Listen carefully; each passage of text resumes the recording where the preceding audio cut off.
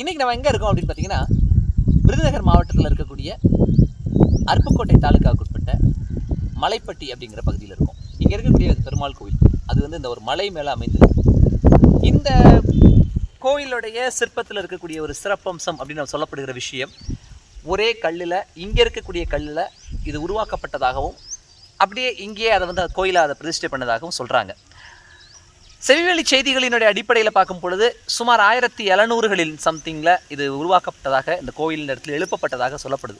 அப்படி கணக்கு பண்ணோம்னா இன்றைக்கு வரைக்கும் கிட்டத்தட்ட ஒரு 300 ஆண்டுகளுக்கு முன்னாடி உருவாக்கப்பட்ட ஒரு கோயிலாக இது நம்பப்படுகிறது. ரொம்ப சமீபத்தில் இந்த கோயிலை ரொம்ப அழகாக எடுத்து கட்டியிருக்காங்க. மலை பிரதேசங்கள், இயற்கைகள் பாதுகாக்கப்பட வேண்டும் அப்படிங்கிற கண்ணோட்டத்தில் அமைக்கப்பட்ட ஒரு அழகான ஒரு இடம் இது. பலர் இங்கே வர்றாங்க, சுற்றுலாத்தலமாக இருந்துட்டு போகிறாங்க. அமைதியான ஒரு சூழல், மனசுக்கு ரம்மியமான அமைதி தருகிற ஒரு பரப்பு. நீங்கள் இதை சுற்றி பார்த்தீங்கன்னா தெரியும். இங்கே நின்று பார்த்தோம்னா பட்டணத்துடைய அந்த இறைச்சல் எதுவுமே இல்லாத ஒரு அமைதியான வாழ்க்கை வந்து அழகாக உட்காந்துட்டு போகலாம். இங்கே வந்து உட்கார்ந்தாலே நமக்கு அந்த மனசில் அந்த ஒரு நிம்மதி இதெல்லாம் வரும்.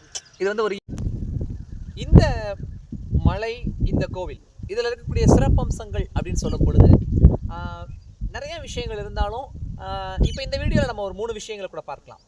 இங்கே இருக்கக்கூடிய அந்த மூல விக்கிரகம் என்று சொல்லக்கூடிய விஷயம் பார்த்திங்கன்னா, ஒரே கல்லினால் செய்யப்பட்ட, ஒரு சில இடங்களில் மட்டும்தான் அந்த மாதிரி ஒரே கல்லினால் செய்யப்பட்டவைகள் இருக்குது. அதில் இது ரொம்ப ஒரு விசேஷமான ஒரு விஷயம்.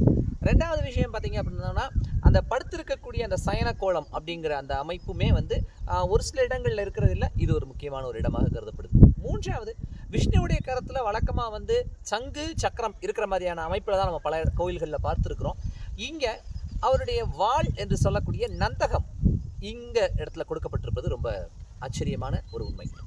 அதுவும் பார்த்திங்கன்னா கிட்டத்தட்ட இன்னையிலேருந்து ஒரு 300 வருடங்களுக்கு முன்னாடியே இந்த சிலைகளை உருவாக்குனவங்க இதெல்லாம் வந்து யோசித்து இதெல்லாம் தெரிந்து அவங்க உருவாக்கியிருக்காங்க அப்படின்னா, நம்முடைய முன்னோர்களுடைய அந்த கட்டிடக்கலை அப்படிங்கிற விஷயங்களையோ இல்லை அவங்களுக்கு இருந்த அந்த சிலை வடிக்கிற நுட்பங்கள் அப்படிங்கிறதையும் கண்டிப்பாக நம்ம வந்து பாராட்டி ஆகணும். தமிழர்களின் அறிவே அறிவு.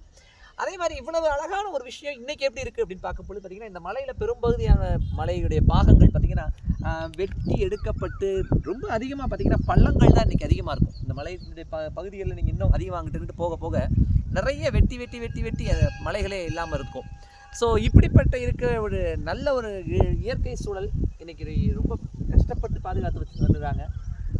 நாமும் இந்த இதெல்லாம் காப்பாற்றுறதுல கொஞ்சம் கை கொடுப்போம், இணைந்து செய்வோம், இயற்கையை மீட்டெடுப்போம். என்றும் உங்கள் அதிக பிரசங்கி. தேங்க்யூ.